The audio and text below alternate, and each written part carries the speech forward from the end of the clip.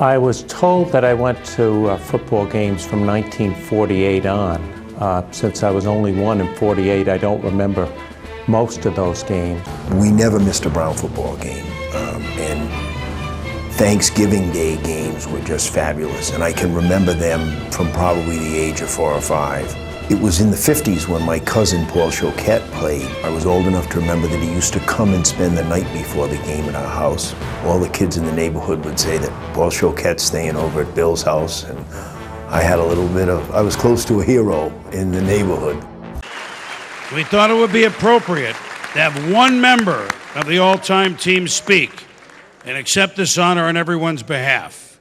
And since we got a couple of them, we're going to choose the elder. 1960, Paul Choquette. My wife occasionally suggests, always with a smile, that I get over it when the subject of Brown football comes up. Well, the answer is I can't. Brown football has been a part of my life ever since I can remember, and really even before. My uncles Tom and Bill, whom you've heard about tonight, members of the all-decade team, and Tom, member of the all-time team, played on a great Brown team that you've heard about again tonight, in which I heard from infancy on. The final loss to Colgate cost Brown an invite to the Rose Bowl, I'm told.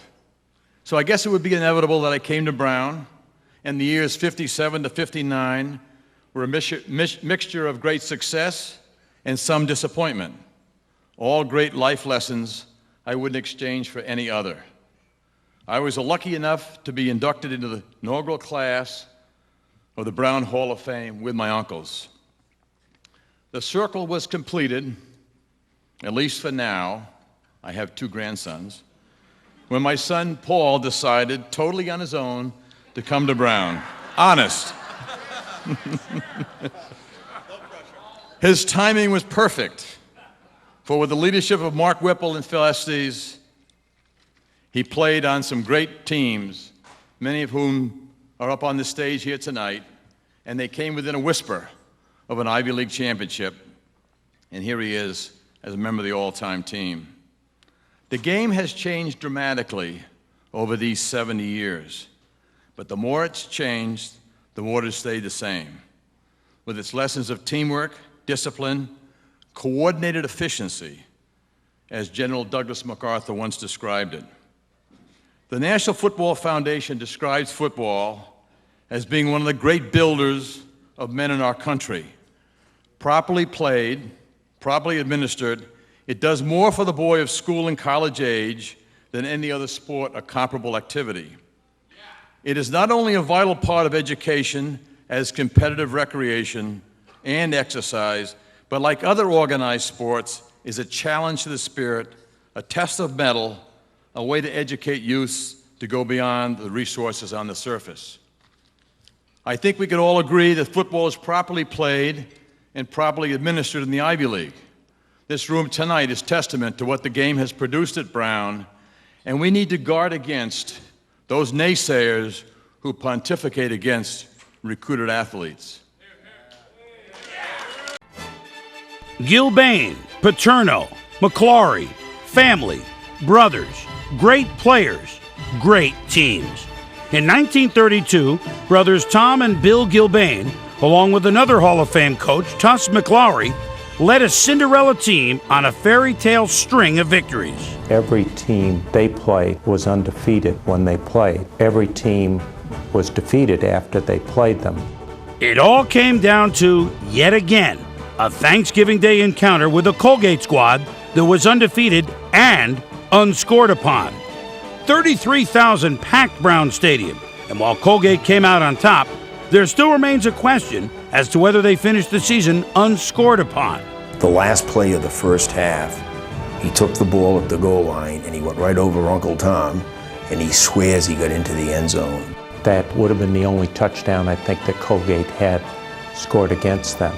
Another man, remembered as a bruising blocker during this era, has been associated with Brown athletics for 75 years. My father said running behind Paul Mackesy was like running behind a Mack truck. He would open holes up From the program's infancy, Brown football has always been about more than the pageantry and competition of crisp autumn afternoons. Indeed, Brown football is about what comes between those Saturdays, and especially what comes after. They struggled. This was times when Irish need not apply. Well, Tom and Bill Gilbane, because of their Brown football heritage, they were accepted everywhere. They were given opportunities. My dad tells me of going into a bank and having T. Dawson Brown, the president of the bank, come into the loan officer and said, whatever those boys want, you give them, because they're going to be successful. Listening to my dad and uncle, Brown University football was a critical part of their life and their upbringing. That and the Boy Scouts were the two most important things in developing them and their character.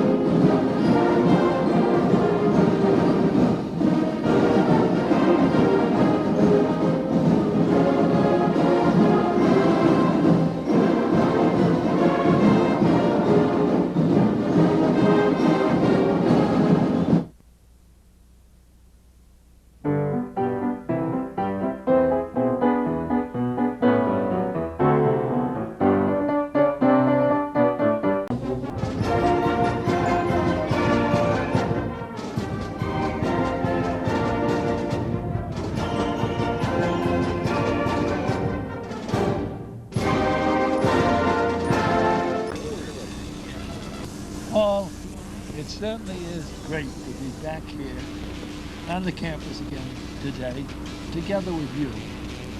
It brings back memories, Paul, doesn't it? Sure does, Bill. I remember we entered here in the hitherto unknown peak of prosperity in '29, and we graduated in the hitherto unknown depths of a major depression in '33. And the mortality, the attrition in our class was pretty tough because of these external forces, in addition to the scholastic situation, which was pretty rigid in those days. It certainly was, Paul. And plus you came from way off somewhere to come to class. Well, you... That was a long, Yes, New York was a long distance. Well, yeah, that's right. And you were a day student that got involved in all kinds of extracurricular activities. You were a fall letter man, and in sports at Brown, I was an also ran on the team and the track, but I represented some of the non-athletic activities. And here today, you're all smoothed up like an executive, and I look like I was the campus kid from way back. Well, that's what makes Brown the place it is. Oh, yeah. It's a great place. The students are a cross section. Some are four letters, three letters. No, not anymore. I guess today, in order to the sports overlap, so you can't play all the sports that we were allowed to. The seasons weren't quite as long. But Paul, you know, there's so many memories. You and I could go on and on. Oh, we could reminisce endlessly. In our senior year, Bill, you led a very remarkable football team, an undefeated season until Colgate, and you were captain of that team, and I used to watch every game with enthusiasm. But you know, Paul, it's interesting, because when I was a little fella, and my brother Tom and I, we would go under the